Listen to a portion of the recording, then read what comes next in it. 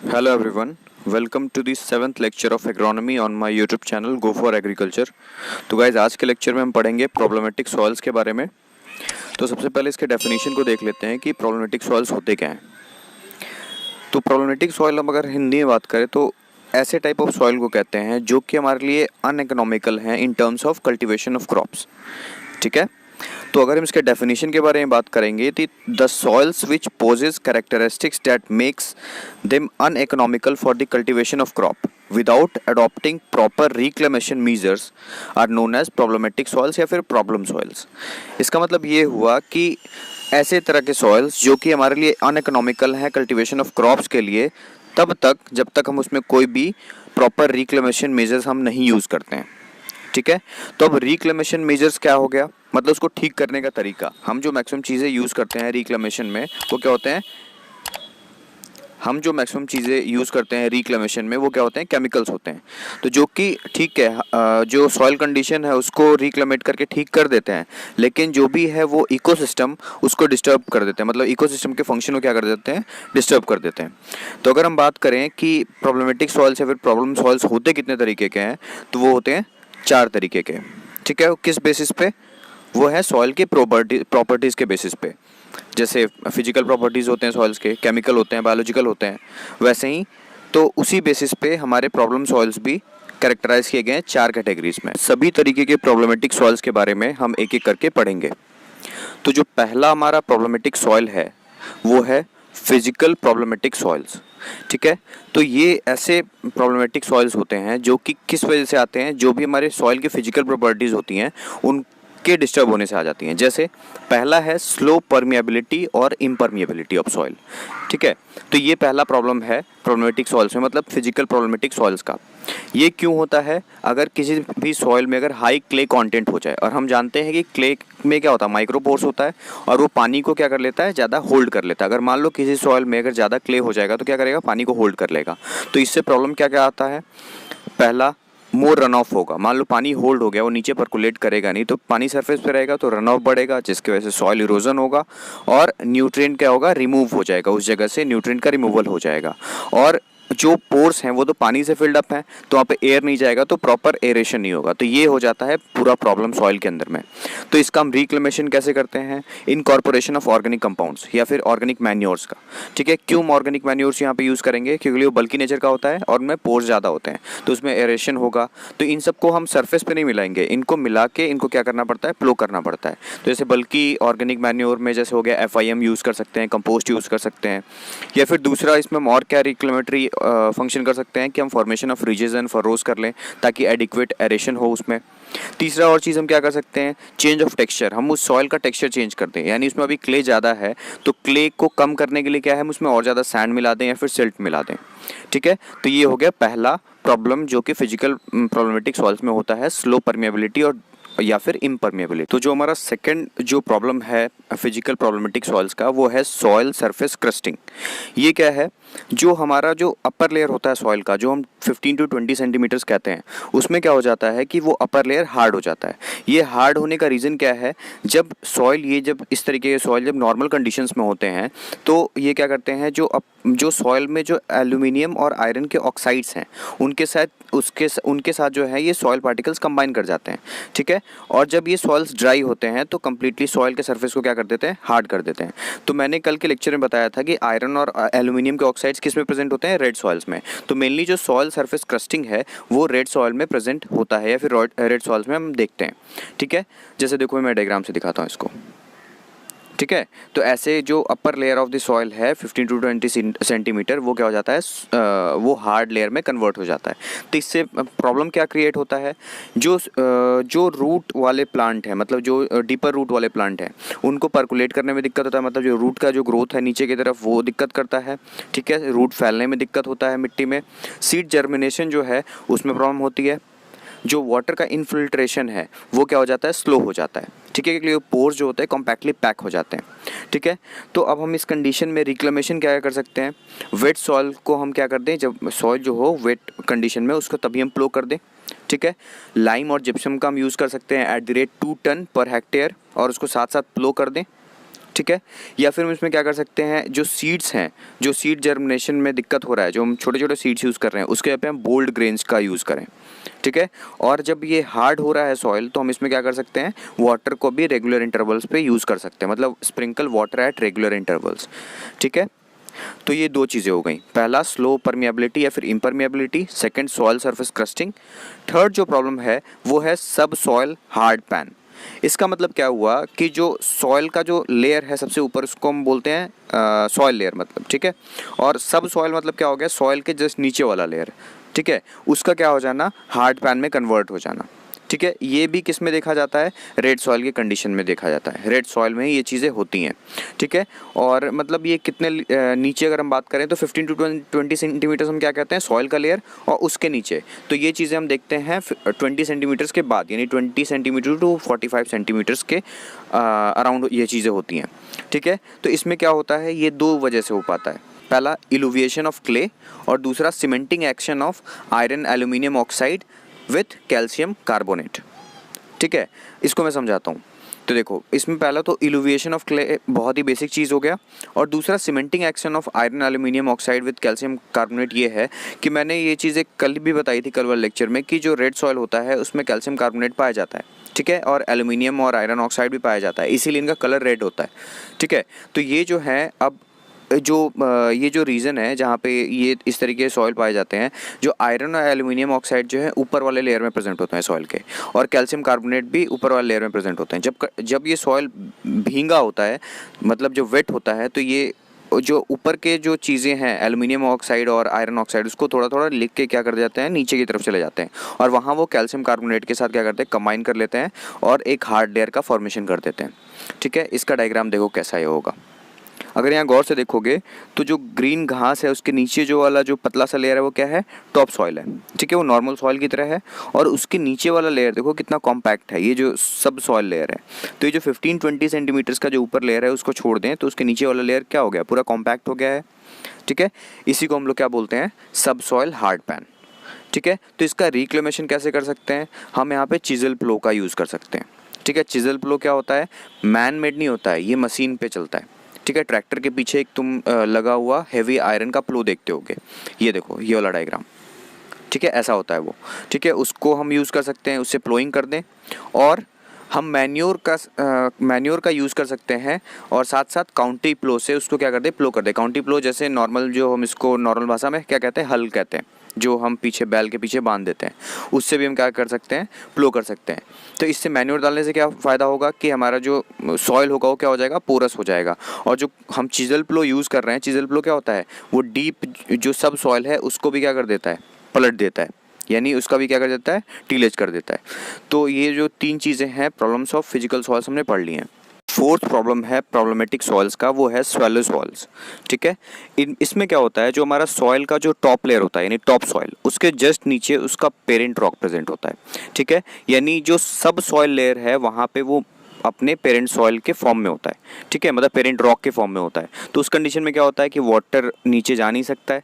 ठीक है। और जो रूट जो होगा, मतलब जो डीप रूटेड क्रॉप होंगे या फिर प्लांट होंगे, उनका रूट नीचे की तरफ नहीं फैलेगा। ठीक है। तो इससे क्या होता है कि जो रूट है वो इलोंगेट नहीं कर पाता और स्प्रेड नहीं कर पाता है। तो ये मेन प्रॉब्लम हो जाता है उस कंडीशन में। तो उस कंडीशन को हम कैसे सही कर सकते हैं, तो अब पेरेंट रॉक को तो तुम निकाल नहीं सकते वहाँ पे, तो क्या कर सकते हैं, वहाँ पे जो टॉप सॉइल है उसकी फर्टिलिटी बार बार क्या होगी, खत्म होगी, तो उसको रिन्यू करते रहो। यानी वहाँ पे हम बार बार मैन्योर्स का यूज़ करें।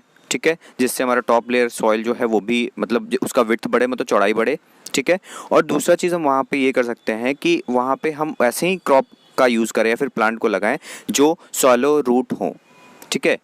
मतलब सॉलो रूट प्लांट को हम वहाँ पे लगा सकते हैं। या फिर तीसरा काम हम ये भी कर सकते हैं कि ऐसे क्रॉप को लगाएं जो कि सॉलोनेस को क्या कर सकते हो, विथस्टैंड कर सकते हो, जो कि रेजिस्टेंट हो सैलोनेस को लेके। जैसे एग्जांपल में टैमारिंड लगा सकते हैं, बेर का प्लांट, कैश्यूज़ हो गए, ये सारे क्या हो जाते हैं, रेजिस्टेंट होते हैं स्वेलोनेस को लेके। तो ये इन तरह के क्रॉप्स को हम लगा सकते हैं।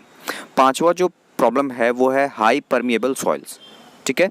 हाई परमिएबल मीन्स क्या हो गया कि ऐसे कंडीशन में, मैं पहले एक बार स्वैलो सॉइल्स का डायग्राम देख लो, ऐसे होते हैं।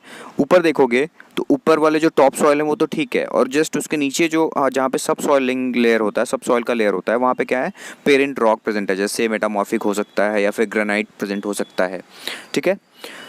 और हमारा जो अगला है वो क्या है, हाई परमिएबल सॉइल्स। इस कंडीशन में क्या होता है, जो सॉइल है वो इतना ज़्यादा परमिएबल होता है कि वो पानी को होल्ड कर ही नहीं पाता है।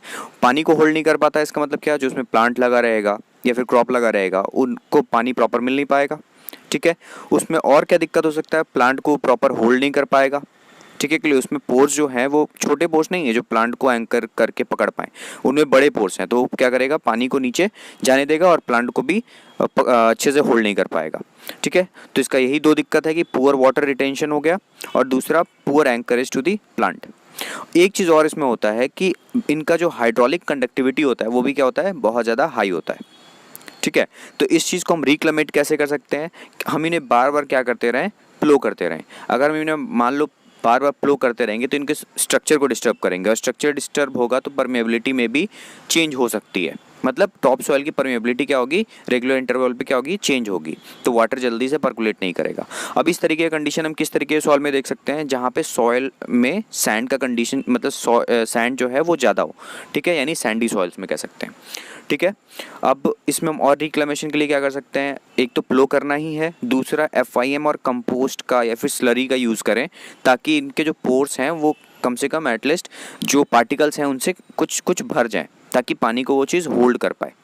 ठीक है, और वहाँ पे हम जो फर्टिलाइज़र्स यूज़ करें वो स्लो रिलीज़ फर्टिलाइज़र्स यूज़ करें। अगर मान लो हम स्लो रिलीज़ फर्टिलाइज़र जैसे नीम कोटेड यूरिया का यूज़ करेंगे तो पानी जब हम डालेंगे उस टाइम पे वो रिलीज़ होगा। ठीक है, और उस टाइम के जितना जितना जो फर्टिलाइज़र रिलीज़ हुआ वो प्लांट कुछ यूज़ कर जाएगा, बाकी वो लॉस हो जाएगा। लेकिन अगर हम ऐसा फर्टिलाइज़र यूज़ करते हैं जो कि सारा एक बार में रिलीज़ कर जाए तो सारा पानी के साथ ही बह जाएगा, इसलिए स्लो रिलीज़ फर्टिलाइज़र का यूज़ करते हैं। और जो लास्ट है इसमें हेवी क्ले सॉइल्स। ठीक है, इससे पहले एक बार डायग्राम देख लो इसका कि हाईली परमेबल सॉइल्स कैसे होते हैं। ये इसमें क्या होता जाता है कि परमेबिलिटी क्या हो जाती है, देखो सैंडी सॉइल्स हैं और इसमें परमेबिलिटी क्या है, बहुत ज़्यादा है। नेक्स्ट जो है हमारा heavy clay soils. Heavy clay soils नाम से ही लग रहा है कि इसमें क्ले क्या होगा, ज़्यादा होगा, मोर देन 40%। ठीक है, तो इसके वजह से क्या होगा, इसमें परमेबिलिटी क्या हो जाएगी, स्लो हो जाएगी। और इसमें जो इस टाइप के जो सॉइल को हम क्या कहते हैं, हेवी टाइप ऑफ सॉइल कहते हैं। मैं जिसमें सैंड होगा वो क्या हो जाएगा, लाइट टेक्सचर सॉइल, और जिनमें क्ले ज़्यादा होता है उसको हम लोग हेवी टाइप ऑफ सॉइल कहते हैं। तो इसमें भी सेम तरीके का प्रॉब्लम आता है जैसे कि हमने किस कंडीशन में पढ़ा था, स्लो परमेबिलिटी या फिर इम्परमेबिलिटी के कंडीशन में। ठीक है, तो यहाँ पे हमारा कंप्लीट होता है फिजिकल प्रॉब्लम सॉइल्स या फिर फिजिकल प्रॉब्लमेटिक सॉइल। अब हमारा जो सेकंड टाइप का प्रॉब्लमेटिक सॉइल है वो कौन सा है, केमिकल प्रॉब्लम सॉइल्स या फिर केमिकल प्रॉब्लमेटिक सॉइल्स। ठीक है, इसमें क्या होगा कि जो भी प्रॉपर्टीज़ हैं सॉइल की, केमिकल प्रॉपर्टीज़, उनके वजह से ये प्रॉब्लम आता है। मतलब उन प्रॉपर्टीज़ में कुछ चेंजेस हो जाती हैं जिनके वजह से ये प्रॉब्लम आता है। ठीक है, तो इस टॉपिक को हम दो सब टॉपिक्स में पढ़ेंगे, पहला सॉल्ट अफेक्टेड सॉइल्स और दूसरा एसिडिक सॉइल्स। ठीक है, तो पहला स्टार्ट करते हैं सॉल्ट अफेक्टेड तो ये जो सॉल्ट अफेक्टेड जो सॉइल्स हैं वो सेमी एरिड या फिर एरिड रीजन में प्रेजेंट होता है। इसके पीछे दो रीज़न है, पहला लेस रेनफॉल और दूसरा जो प्लांट है वो उसका इवेपोट्रांसपिरेशन रेट जो होता है ज़्यादा हो जाता है प्रेसिपिटेशन से। प्लांट कह लो या फिर जनरल सॉइल का जो इवेपोट्रांसपिरेशन रेट है वो ज़्यादा हो जाता है प्रेसिपिटेशन से, जिसकी वजह से क्या होगा, जो सॉइल का मॉइस्चर है वो कम हो जाएगा, पानी कम बचेगा, तो जितने भी सॉल्ट्स हैं वो कहाँ आ जाएंगे, सरफेस पे आ जाएंगे।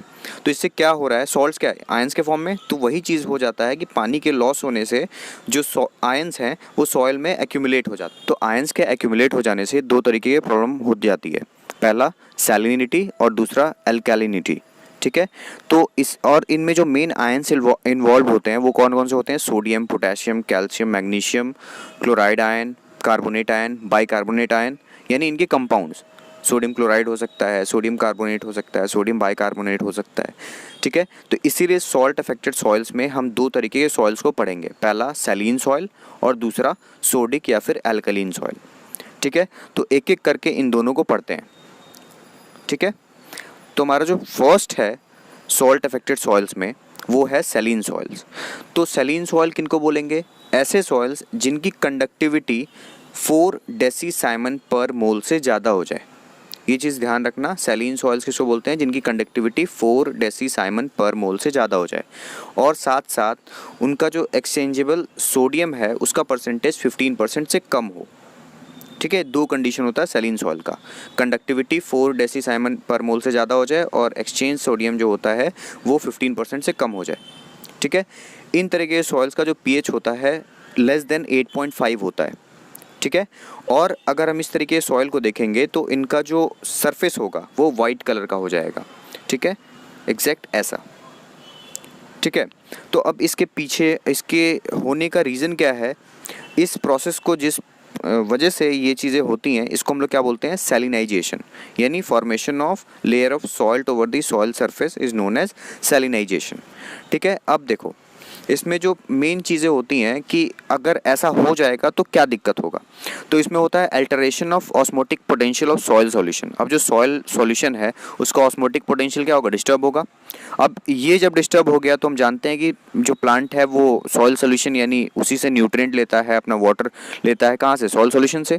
तो दोनों चीज़ में दिक्कत होगा, सॉइल इंटेक में वाटर इंटेक में दिक्कत होगा और न्यूट्रिएंट अपटेक में डिस्टर्बेंस होगा, जिसकी वजह से प्लांट का ग्रोथ क्या हो जाएगा, रिटार्ड हो जाएगा या फिर प्लांट की डेथ भी हो सकती है।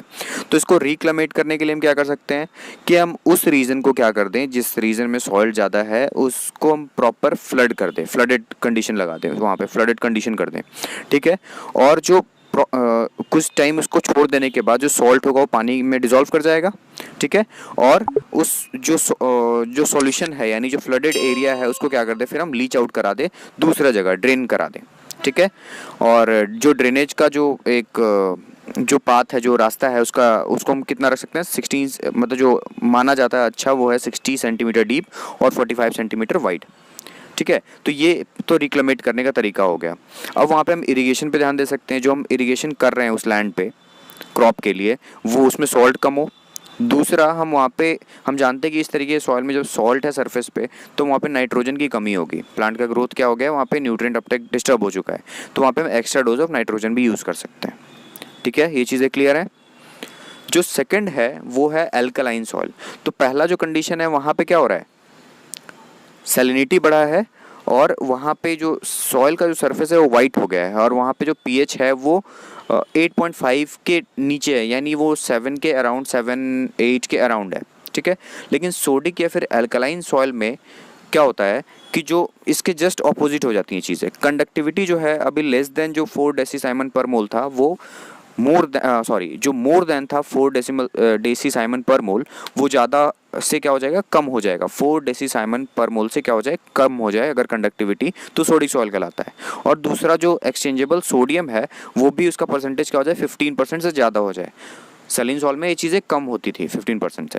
दूसरा इसका जो पीएच है वो 8.5 से लेकर 10 के बीच में होता है, यानी ये ज़्यादा अल्कलाइन होता है। अब इसके पीछे क्या कंडीशन है, मतलब ये क्या कारण है इसका अल्कलाइन होने का, तो इन सॉइल्स में जो कैल्शियम कार्बोनेट प्रेजेंट होता है, ठीक है, वो हाइड्रोलाइज करता रहता है। हाइड्रोलाइज करने का मतलब जो पानी जो भी अवेलेबल वाटर है उनके साथ वो क्या कर जाता है, हाइड्रोलाइज कर जाता है और OH का रिलीज़ करता है। मतलब OH आयन क्या होता है, वहाँ पर रिलीज़ होता है। और OH आयन हम जानते हैं जहाँ ज़्यादा होगा वो क्या होगा, वहाँ पे अल्कलिनिटी क्या होगा, ज़्यादा। देखो अगर हम इसको समझने की कोशिश करें तो होता क्या है, जो सॉइल कॉलॉइड्स हैं वो सॉइल में जो भी आयंस प्रेजेंट है, मेनली जो सोडियम आयन प्रेजेंट है उनको अपने सरफेस पे क्या कर लेता है, रिटेन कर लेता है। और जो अदर आयंस प्रेजेंट हैं सॉइल में जैसे कैल्शियम और मैग्नीशियम, इस सोडियम को क्या कर देते हैं, रिप्लेस कर देते हैं, ठीक है। इस तरीके के सॉइल्स में जहाँ पे अल्कलिनिटी ज़्यादा होती है उस तरीके के सॉइल्स में क्या होता है, जो अदर आयंस प्रेजेंट हैं सॉइल सॉल्यूशन में वो सोडियम को सॉइल कोलॉइड के सरफेस से क्या करने लग जाते हैं, रिमूव करने लग जाते हैं, जिसके वजह से जो सोडियम है वो कहाँ आने लग जाता है, सॉइल सॉल्यूशन में, ठीक है। और जो मैग्नीशियम और जो कैल्शियम है वो क्या करने लग जाता है, कोलॉइड के साथ अटैच्ड होने लग जाता है। तो वो चीज़ें अटैचमेंट छोड़ो, जो मेन हमारा जो सोडियम है उसका कंसंट्रेशन क्या हो जाता है, सॉइल में ज़्यादा हो जाता है। इस वजह से जो सॉइल पार्टिकल हैं वो क्या हो जाते हैं, डिस्पर्स हो जाते हैं, मतलब कोगुलेशन नहीं हो पाता है सॉइल पार्टिकल का, मतलब कोई भी प्लांट को एंकरेज तरीके से पकड़ नहीं पाते हैं ये लोग, ठीक है। तो इसके लिए हम इसको रिक्लेमेट कैसे कर सकते हैं, इसमें हम कैल्शियम आयन का एडिशन कर सकते हैं, ठीक है। तो वो क्या करेगा, जो सोडियम आयन ज़्यादा हो रहा था सॉल्यूशन में, ठीक है, उसको क्या करेगा, उसके इफेक्ट को क्या करेगा, न्यूट्रलाइज कर देगा, ठीक है, और जो most of the sodium ions उसको क्या करेगा, रिप्लेस कर देगा। ठीक है, तो इसमें हम दो तरीके का कैल्शियम सप्लायर्स यूज़ कर सकते हैं, एक डायरेक्ट कैल्शियम सप्लायर्स और दूसरा indirect calcium suppliers. Direct calcium suppliers क्या करेगा, जैसे फॉर एग्जांपल जिप्सम और कैल्शियम कार्बोनेट, ये डायरेक्ट जो सॉइल सॉल्यूशन है उसमें कैल्शियम को रिलीज़ कर देगा। ठीक है, तो कैल्शियम का कंसंट्रेशन ऐसे बढ़ गया। और दूसरा इनडायरेक्ट कैल्शियम सप्लायर्स क्या है, जैसे एलिमेंटल सल्फर यूज़ कर सकते हैं, फेरेंस आयरन सल्फेट यूज़ कर सकते हैं। ये क्या करता है कि जो सॉल्युबलाइज ऑलरेडी वहाँ पे कैल्शियम कार्बोनेट हैं, जो कम मात्रा में कैल्शियम कार्बोनेट है सॉइल में, उसको सॉल्युबलाइज कर देता है। तो आज का लेक्चर बहुत लंबा ना हो जाए, इस वजह से मैं इस लेक्चर को पार्ट 1 और पार्ट 2 में डिवाइड कर रहा हूँ। यानी प्रॉब्लमेटिक सॉइल का जो लेक्चर है वो पार्ट 1 और पार्ट 2 में आएगा, और इसके आगे का टॉपिक यानी एसिडिक सॉइल से हम पार्ट 2 में पढ़ेंगे। तो till then guys, I hope ये लेक्चर समझ में आ गया होगा। अगर किसी को कुछ दिक्कत है तो मेरे इंस्टाग्राम चैनल पे मुझसे आगे कुछ पूछ सकता है, और जिसको भी इस लेक्चर की पीपीटी चाहिए वो नीचे दिए गए वेबसाइट पे जाके डाउनलोड कर सकता है। Till then stay tune, thank you.